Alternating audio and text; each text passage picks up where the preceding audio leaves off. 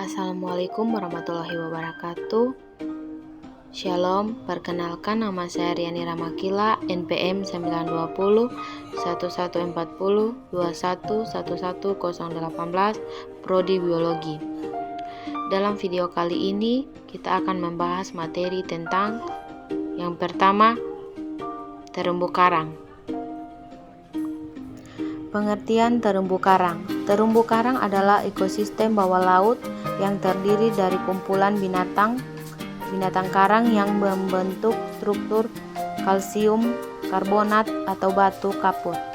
Ekosistem terumbu karang merupakan habitat bagi berbagai satwa laut dan menjadi penjaga keanekaragaman hayati di laut. Klasifikasi karang sebagai binatang pertama kali dilakukan oleh ahli biologi Prancis bernama J.A.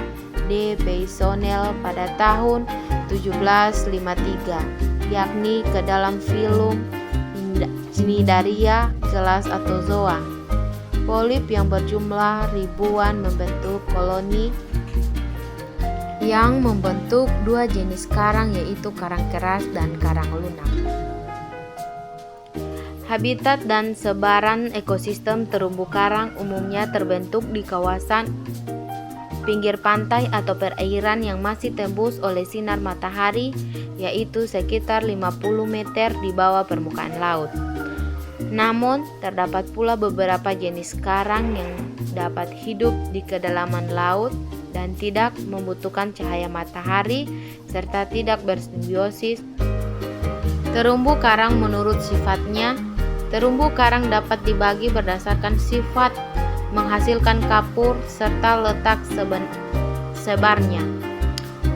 Sebab dari sekian banyak jenis karang, beberapa di antaranya ada yang menghasilkan terumbu dan ada yang tidak. Karang yang memiliki sifat menghasilkan terumbu disebut hermaphroditipik, sedangkan karang yang tidak menghasilkan terumbu dinamakan aermatipik.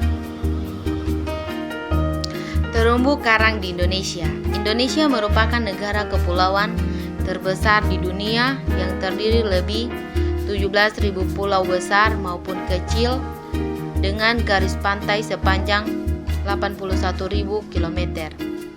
Garis pantai tersebut dilindungi oleh ekosistem terumbu karang, padang lamun, dan hutan mangrove.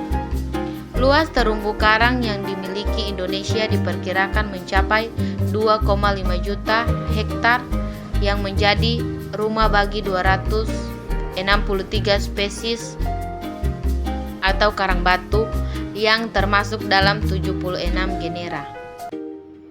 Fungsi dan manfaat.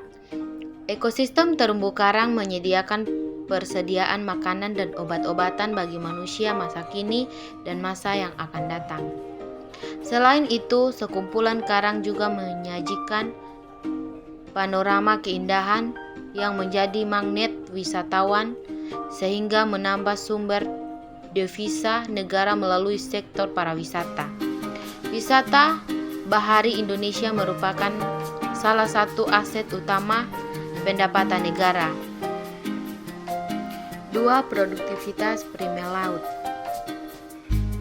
Pengertian produktivitas primer laut. Produktivitas primer adalah suatu proses pembentukan senyawa-senyawa organik melalui proses fotosintesis. Proses fotosintesis sendiri dipengaruhi oleh faktor konsentrasi klorofil A serta intensitas cahaya matahari. Nilai produktivitas primer dapat digunakan sebagai indikasi tentang tingkat kesuburan suatu ekosistem perairan.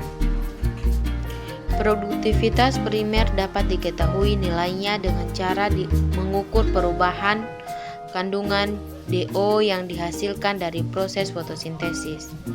Produksi oksigen dapat menjadi dasar pengukuran adanya kesetaraan yang kuat antara O2 dan pangan yang dihasilkan. Klasifikasi organisme fotosintetik pada habitat laut berdasarkan distribusi dan struktur fisik. Yang pertama, rumput laut atau alga berukuran besar dan menempel pada dasar. Yang kedua, padang lamun. Ketiga, mangrove. Keempat, fitoplankton. Kelima, simbiosis alga dan hewan. Komunitas produktivitas primer laut. Yang pertama, pada sedimen laut dangkal dan permukaan batuan yang menerima cukup cahaya. Dua, komunitas terdiri dari diatom, klorofita, dinoflagellata, dan alga mikroskopis yang lain. Tiga, dibagi menjadi dua komponen. Yang pertama, komponen epipsamid, alga yang menempel pada partikel sedimen. Dua, komponen epipelik, bentuk bebas yang bergerak dalam sedimen. Produktivitas primer kotor adalah laju total dari fotosintesis termasuk bahan organik yang dihabiskan dalam respirasi selama waktu pengukuran yang dikenai juga sebagai fotosintesis total.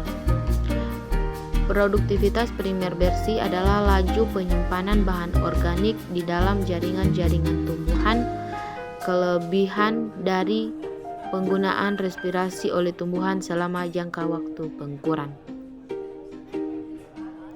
Faktor yang mempengaruhi tinggi rendahnya produktivitas primer perairan biasa dibagi menjadi tiga, yaitu faktor kimia, fisika, dan biologi. Faktor kimia seperti kandungan fosfat dan nitrat adalah merupakan hara yang penting untuk pertumbuhan dan reproduksi fitoplankton. Dua, bila dikaitkan dengan faktor fisika dan level air, maka pada level air yang rendah dengan tersedianya sinar matahari menghasilkan produktivitas primer yang tinggi. Tiga, faktor biologis seperti perbandingan komposisi biomasa fito dan zoo bahwa jumlah individu dalam populasi fitoplankton jauh lebih besar dibandingkan dengan jumlah individu dalam populasi zooplankton, dan karena yang melakukan fotosintesa di dalam ekosistem perairan adalah fitoplankton. Ini berakibat langsung terhadap tingginya produktivitas primer. Demikianlah materi yang dapat saya sampaikan, lebih dan kurangnya saya mohon maaf dan saya ucapkan terima kasih.